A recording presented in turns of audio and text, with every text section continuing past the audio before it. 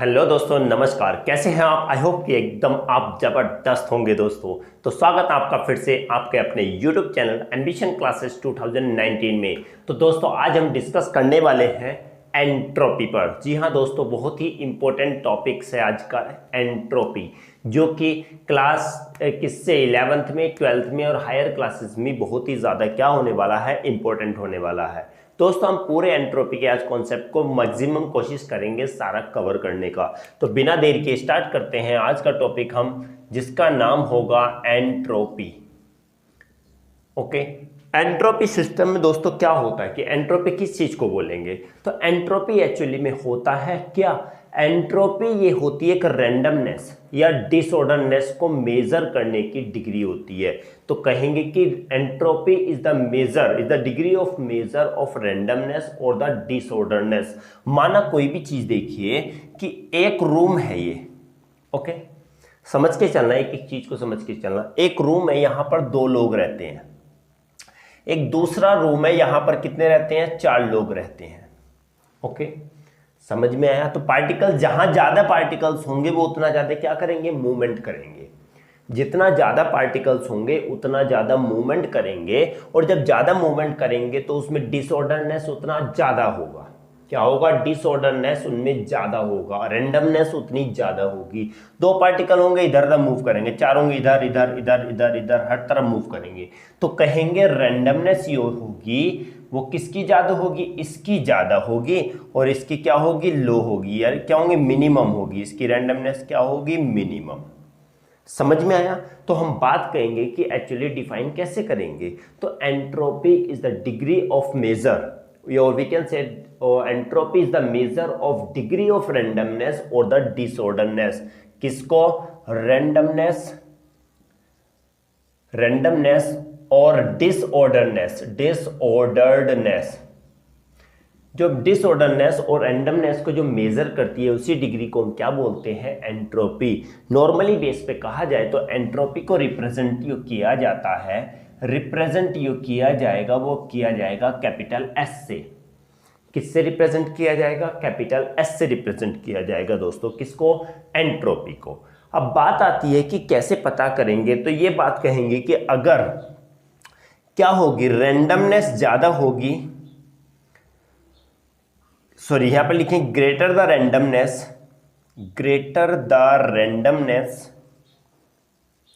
Randomness comma greater the entropy. ये बात mind में रखना है क्या, कि अगर रैंडमनेस ज्यादा होगी तो एंट्रोपी भी क्या होगी दोस्तों? ज्यादा होगी। क्यों? एंट्रोपी एक्चुअली में इसी चीज को मेजर करने की डिग्री होती है। किसको? रैंडमनेस को या फिर डिसऑर्डरनेस को। ओके, अब एक और बात कहते हैं रिएक्टेंट और प्रोडक्ट में। माना कोई रिएक्टेंट है, ये प्रोडक्ट बना रहा है, कोई भी रिएक्टेंट है प्रोडक्ट बना रहा है, तो हम क्या कहेंगे? इसमें कैसे होगा? इसके रेस्पेक्ट में बात करें तो इसके रेस्पेक्ट में अगर हम सिंपली बात करते हैं तो क्या होगा? इफ द स्ट्रक्चर ओके, इससे पहले हम एक बात और कर लेते हैं। इट शोज, इसके बारे में क्या बताता है? बहुत ही इंपॉर्टेंट पॉइंट है। इट शोज द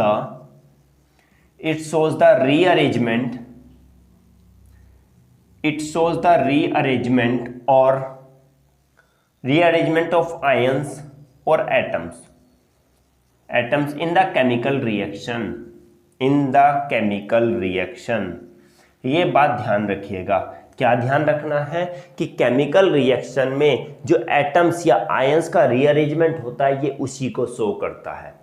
कोई भी हमने पढ़ा है, क्लास 10th में पढ़ के आए हो, फर्स्ट चैप्टर पे फर्स्ट पेज पर एस चांद बुक में, कि पहले पेज पे ये लिखा गया है कि केमिकल रिएक्शन एक्चुअली होती क्या है। केमिकल रिएक्शन क्या होती है कि एटमों का रीअरेंजमेंट होता है, एटम्स उसमें रीअरेंजमेंट होंगे, और जब रीअरेंजमेंट होगा तो क्या होता है कि पुराने बॉन्ड टूटेंगे, नए बॉन्ड बनेंगे। क्लियर ना? कोई रूम देख लीजिए, अगर कोई रूम है, हमारा ये रूम है, इस रूम को चेंज करना है हमको। अब फेस इधर भी करना है। ओके, ऊपर हमें कुछ और डालना है। तो इस कंडीशन में क्या करेंगे? तो पहले इस पुराने वाले रूम को तोड़ना पड़ेगा डेफिनेटली ना, ये रिएक्टेंट, और इससे नया घर बनाना, जो बनेगा वो प्रोडक्ट कहलाएगा। तो पहले हमें इस घर को तोड़ना पड़ेगा। सब ब्रिक्स को निकालना पड़ेगा सबको। तो पहले क्या हो जाए, पार्टिकल्स बढ़ने लगेंगे, ईंटें सब बाहर आने लगेंगे। अब तो पूरा अरेंजमेंट है, फिर सब बाहर आने लगेंगी तो पार्टिकल्स बढ़ जाएंगे, ईंटें बढ़ जाएंगी। जब ईंटें बढ़ जाएंगे तो रैंडमनेस बढ़ने लगेगी। क्या होगी, रैंडमनेस बढ़ने लगेगी। और उसके बाद फिर धीरे धीरे चेंज कर देंगे। उसके बाद क्या करेंगे, एक एक लगा लगा के दीवार को पूरा नई तरीके से, नई तरीके डायरेक्शन में चेंज कर देंगे। तो धीरे धीरे ईंटें भी क्या होने लगेंगी, खत्म होने लगेंगी, ब्रिक्स कम होने लगेंगे, क्योंकि वो अपने अरेंज करके दूसरी वॉल लगाने लगेंगे। तो इससे कहेंगे कि रिएक्टेंट की अगर क्या होती है, रिएक्टेंट में क्या होती है, रैंडमनेस ज्यादा होगी। रिएक्टेंट में रैंडमनेस ज्यादा होगी प्रोडक्ट से, तो इस कंडीशन के अंदर क्या होगा कि एंट्रोपी कम होती है। ओके, पर प्रोडक्ट की अगर अरेंजमेंट ज्यादा हो, प्रोडक्ट के क्या होंगे, रैंडमनेस ज्यादा होगी प्रोडक्ट में रिएक्टेंट से, तो उस कंडीशन में क्या होगा, डिग्री क्या होगी, डिग्री ऑफ रैंडमनेस, या हम बात कहें एंट्रोपी बढ़ती है। उसी चीज पर डिस्कस करने वाले हैं। तो कहां पहुंच गए थे, सुन लीजिए कि कोई भी केमिकल रिएक्शन होगी तो आयंस और एटम्स का रीअरेंजमेंट होता है। जब रीअरेंजमेंट होगा तो उसमें एंट्रोपी घटे बढ़ती है।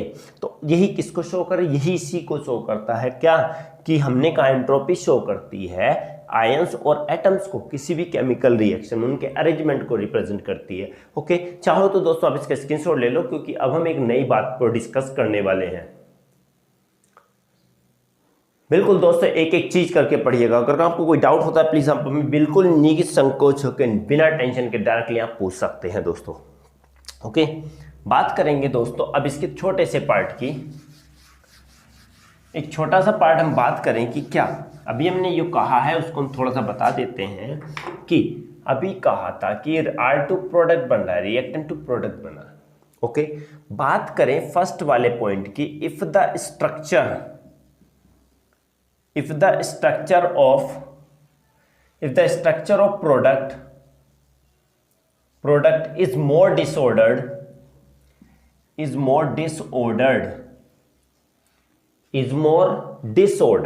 ओके, ज्यादा डिसऑर्डर्ड होगा किसमें, प्रोडक्ट के स्ट्रक्चर में अगर ज्यादा डिसऑर्डर्ड होगा किसके कंपैरिजन, देन रिएक्टेंट।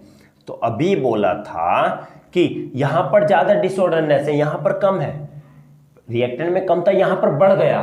तो जब बढ़ गया तो रैंडमनेस बढ़ चुकी है, बढ़ गई है रैंडमनेस, डिसऑर्डरनेस बढ़ गया, तो एंट्रोपी क्या हो जाएगी, इंक्रीज हो जाएगी। Entropy will be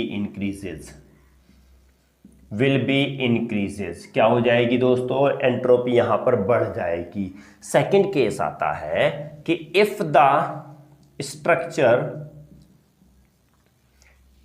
structure of reactant क्या is more disordered than किससे, देन प्रोडक्ट, जस्ट अपोजिट है उसका। तो यहां पर कंडीशन में क्या होगी, रिएक्टेंट की ज्यादा है, डिसऑर्डर प्रोडक्ट की कम हो गई है, तो इस कंडीशन में एंट्रोपी भी क्या हो जाएगी, entropy will be decreases, entropy क्या हो जाएगी, कम हो जाएगी दोस्तों। क्लियर हुई होगी बात। रिएक्टेंट की ज्यादा है, प्रोडक्ट की कम है, डिसऑर्डरनेस यहां पर ज्यादा है, यहां पर कम है, तो क्या होगा, एंट्रोपी कम हो जाएगी। और यहां पर डिसऑर्डरनेस ज्यादा है, यहां पर कम है, तो क्या हो जाएगी, एंट्रोपी बढ़ जाएगी। तो कहेंगे कि डिसऑर्डरनेस रिएक्टेंट में ज्यादा है तो एंट्रोपी घटती है, और प्रोडक्ट में ज्यादा है तो एंट्रोपी बढ़ती है दोस्तों। ओके, आई होप कि आपको समझ में आया होगा। ओके, क्लियर हो गया होगा। तो दोस्तों चाहो तो आप इसका भी स्क्रीनशॉट ले सकते हो। एक और बात करते हैं दोस्तों टेम्परेचर के बेसिस पर। आई होप कि आपने स्क्रीनशॉट ले लिया होगा दोस्तों। ओके, नहीं लिया तो आप वीडियो को पॉज करके भी ले सकते हो। ओके, हाँ, बात करेंगे इसके अगले वाले पार्ट की, तो क्या कि टेम्परेचर के रेस्पेक्ट में क्या होगा। टेम्परेचर के रेस्पेक्ट में बात कहेंगे, एंट्रोपी को किसके रेस्पेक्ट में, टेम्परेचर। क्योंकि कोई भी चीज है कि हमें पता है कि अगर कोई भी सब्सटेंस को गर्म करते हैं, सॉलिड है उसको गर्म किया तो वो किस में चेंज हो जाएगा, लिक्विड में। समझ में आया।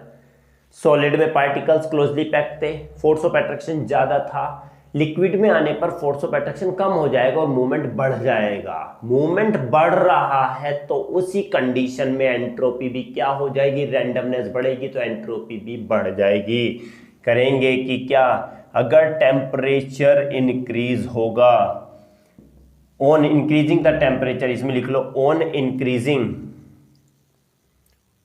Increasing the temperature entropy will be, क्या होगी, entropy will be increases.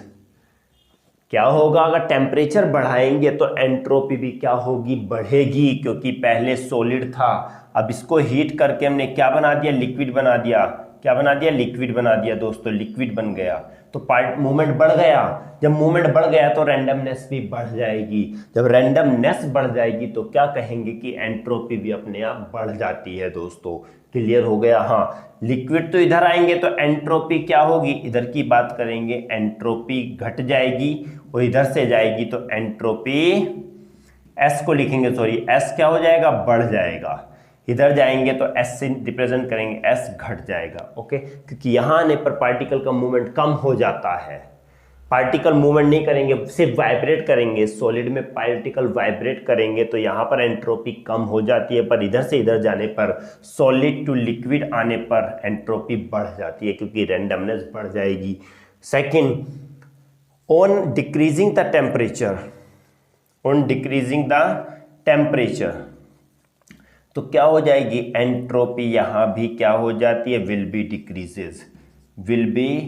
Decreases. Okay, decreases हो जाए, DECREASES हो गए दोस्तों, डिक्री कम हो जाएगी, एंट्रोपी कम हो जाती है। सिंपली बात में कहेंगे तो एंट्रोपी जो होगी, एंट्रोपी डायरेक्टली प्रोपोर्शनल होती है टेम्परेचर के, और S directly proportional to the T. S क्या होगी, डायरेक्टली प्रोपोर्शनल होगी किसके, टेम्परेचर के। टेम्परेचर बढ़ेगा एंट्रोपी बढ़ेगी, टेम्परेचर घटेगा तो एंट्रोपी भी घटेगी दोस्तों। ओके, आई होप कि आपको ये क्लियर हो गया होगा दोस्तों। लगता है आपको फिर भी कोई डाउट हो तो आप बेहिचक करके आप कमेंट बॉक्स में पूछ सकते हैं दोस्तों। ओके, हाँ, बात करेंगे अगले वाले पार्ट की। हाँ, स्क्रीनशॉट ले लिया होगा दोस्तों, नहीं लिया तो आप वीडियो को पॉज करके भी ले सकते हैं दोस्तों, क्योंकि ये एक इंपॉर्टेंट टॉपिक्स है दोस्तों, बहुत ही ज़्यादा इंपॉर्टेंट टॉपिक है।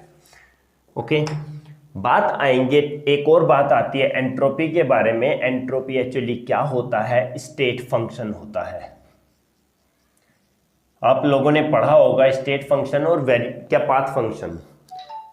स्टेट फंक्शन एक्चुअली में होता क्या है, स्टेट फंक्शन जो किस पे, इनिशियल और फाइनल स्टेट पर डिपेंड करता है। ऐसा फंक्शन जो किस पर डिपेंड करता है, इनिशियल और फाइनल स्टेट पर डिपेंड करता है, उसे हम क्या बोलेंगे, स्टेट फंक्शन बोलेंगे। फाइनल और इनिशियल स्टेट पर डिपेंड करे, पहले क्या था और बाद में क्या है उस पर डिपेंड कर रहा है। क्या कहलाता है, स्टेट फंक्शन। अब आता है पाथ फंक्शन। पाथ फंक्शन ऐसा होता है जो फाइनल और इनिशियल पर डिपेंड नहीं करता, वो सिर्फ कैसे हुआ है, वो फाइनल से इनिशियल हुआ कैसे है, कौन सा पाथ फॉलोड किया है उस पर डिपेंड करता है, वो कहलाता है दोस्तों पाथ फंक्शन कहलाता है। ओके, हाँ, बात करेंगे स्टेट फंक्शन की दोस्तों।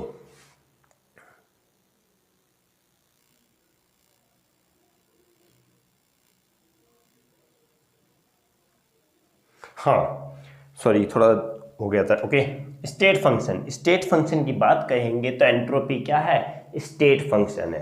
क्या है, स्टेट फंक्शन है, which depends on the initial and final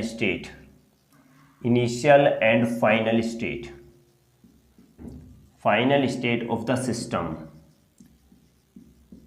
जो किसकी, सिस्टम की इनिशियल और फाइनल स्टेट पर दोस्तों क्या करता है, डिपेंड करता है। ओके, इनिशियल और फाइनल स्टेट पर डिपेंड कर। अब कहेंगे कैसे, तो कोई भी हमने कहा एंट्रोपी, पहले यहां पर कहा गया कि R है और 2P है। R पर क्या थी एंट्रोपी, S1 थी, यहां पर एंट्रोपी क्या हो गई, S2 हो गई दोस्तों। कितनी थी यहां पर, S1 थी, यहां पर एंट्रोपी कितनी हो गई, S2 हो गई। चाहे वो घटी है या बढ़ी है, बात करेंगे, देखेंगे। अगर हम क्या करेंगे, चेंज इन एंट्रोपी के बारे में, चेंज के बारे में बात आती है तो समझ लेना दोस्तों, डेल्टा किसका साइन होता है, चेंज का, और एंट्रोपी डेल्टा एस। तो डेल्टा एस हमारा क्या हो जाएगा, S2 माइनस S1 हो जाएगा। क्या हो जाएगा, S2 माइनस S1। यही किसको शो करती है, यही मैथमेटिकल रिप्रेजेंटेशन है जो किसको, चेंज इन एंट्रोपी को शो करती है। किसको शो करेगी, चेंज इन एंट्रोपी को। देखिए एंट्रोपी क्या था, S था। ओके, अब चेंज क्या आ गया कि पहले S1 था, दूसरा S2 था। अब चेंज की बात आएगी तो S2 माइनस S1 ही तो होगी ना, final minus initial. Okay, clear हो गया होगा दोस्तों। बात करेंगे रिएक्टेंट और प्रोडक्ट के टर्म में। ओके, रिएक्टेंट की क्या होगी, entropy, change in entropy, change in entropy is equal to क्या करेंगे, इसमें लिखेंगे डेल्टा एस, लिख देते हैं delta S is equal to ये हो जाएगी सिग्मा। दोस्तों सिग्मा होता है sigma product minus sigma reactant, ये भी हम लिख सकते हैं क्या, sigma product minus sigma reactant. तो सिग्मा प्रोडक्ट हम कहेंगे किसकी होगी एंट्रोपी, प्रोडक्ट की है S2, और ये किसकी रिएक्टेंट की है। तो यही हमारा क्या होता है, मैथमेटिकल रिप्रेजेंटेशन होता है, जो किसको शो करता है दोस्तों, इसके रिलेशन को शो करता है। ये बताता है कि ये क्या है, एक स्टेट फंक्शन है। क्यों, क्योंकि इनिशियल और फाइनल स्टेट पर डिपेंड करता है। इनिशियल S1 है, फाइनल S2 है। S1 जब इनिशियल है, फाइनल S2 है, तो क्या होगा यहाँ पर S2 माइनस S1 हो जाएगा। तो क्लियर है ना दोस्तों, ये product minus reactant. I hope कि आपको ये क्लियर हुआ होगा दोस्तों। चाहो तो स्क्रीनशॉट ले सकते हो, क्योंकि अब हम अगला पार्ट को डिस्कस करने वाले हैं। ओके, वीडियो को पॉज करके भी ले सकते हो दोस्तों। जिसने अभी तक चैनल को सब्सक्राइब नहीं किया, प्लीज चैनल को सब्सक्राइब जरूर कीजिए, क्योंकि आपको एक नए नए टॉपिक्स आपको मिलते रहेंगे और मिल भी रहे हैं। ओके दोस्तों, हाँ, बात करेंगे दोस्तों इसके ऊपर लॉज के बारे में। लॉज कौन से आते हैं एंट्रोपी से रिलेटेड, अगर बात किया जाए तो दोस्तों क्या होते हैं, दो लॉज आते हैं। एक तो सेकंड लॉ आता है, second law of thermodynamic, second law of thermodynamics आता है दोस्तों। और सेकंड हमारा लॉज आता है, सेकंड आता है third law of thermodynamic, third law of thermodynamics. ये दो लॉज किसके ऊपर होते हैं दोस्तों, एंट्रोपी के इक्वल होते हैं। ओके,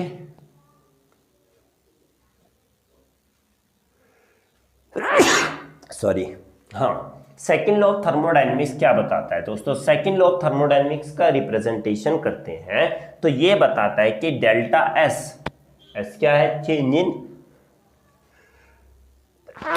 सॉरी दोस्तों, डेल्टा एस किसको बता रहा है, चेंज इन एंट्रोपी को। किसको बता रहा है, चेंज इन एंट्रोपी। बात करते हैं, इन्होंने ये कहा गया है कि यूनिवर्स की जो एंट्रोपी होगी, change in entropy in universe, वो किसके इक्वल होती है, change in entropy of the system and plus change entropy of the surrounding. ये किसने बताया कि यूनिवर्स की जो एंट्रोपी होती है वो सिस्टम की एंट्रोपी और सराउंडिंग एंट्रोपी के सम के इक्वल होती है। किसने बताया, सेकंड लॉ ने। किसने बताया जी, सेकंड लॉ ने बताया। बात करते हैं थर्ड लॉ की। ये वाला लॉ क्या बताता है, ये लॉ बताता है कि अगर कोई भी limit s tends to zero, sorry limit t tends to zero, then s is also equal to zero. ये बताता है क्या, परफेक्टली अगर कोई भी क्रिस्टलाइन सॉलिड है, perfectly crystalline solid, perfectly crystalline अगर कोई सॉलिड है, तो उसकी एंट्रोपी जो होगी क्या होगी, एंट्रोपी जो होगी वो क्या होगी, अपोजिट टू जीरो। ओके, या हम ये कहेंगे कि कोई भी परफेक्टली क्रिस्टलाइन सॉलिड की जो एंट्रोपी होती है, परफेक्टली क्रिस्टलाइन सॉलिड वो होगा उसके अंदर पार्टिकल्स, ये माना गया है कि वाइब्रेट भी नहीं करते, ये माना गया है, बट एक्चुअली में ऐसा नहीं होता है। ओके, बट इनके अकॉर्डिंग तो हमें मानना पड़ेगा कि परफेक्टली क्रिस्टलाइन सॉलिड में ये कहा गया है कि परफेक्टली क्रिस्टलाइन सॉलिड में जो पार्टिकल्स होते हैं वो किसी भी तरीके का मूवमेंट या वाइब्रेशन नहीं करते हैं, तो जिससे उसकी एंट्रोपी कितनी हो जाती है, जीरो हो जाती है। और यही स्टेटमेंट किसका होता है दोस्तों, यही स्टेटमेंट होता है थर्ड लॉ ऑफ थर्मोडायनेमिक्स का होता है। Okay, third law of thermodynamics का होता है कि टेम्परेचर जीरो पे एंट्रोपी भी कितनी होगी, जीरो होगी। आई होप कि आप लोगों को क्लियर हो गया होगा। ओके,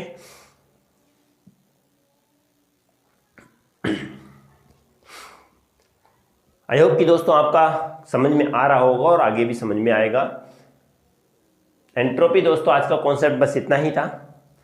तो दोस्तों आई होप कि आपका हमें अच्छा सपोर्ट मिलेगा, अच्छा साथ मिलेगा। दोस्तों अगर समझ में आया तो प्लीज़ चैनल को लाइक, शेयर और सब्सक्राइब करना बिल्कुल भी ना भूलिए। तो मिलते हैं अगली क्लास में एक अलग नए टॉपिक के साथ। तब तक के लिए दोस्तों नमस्कार।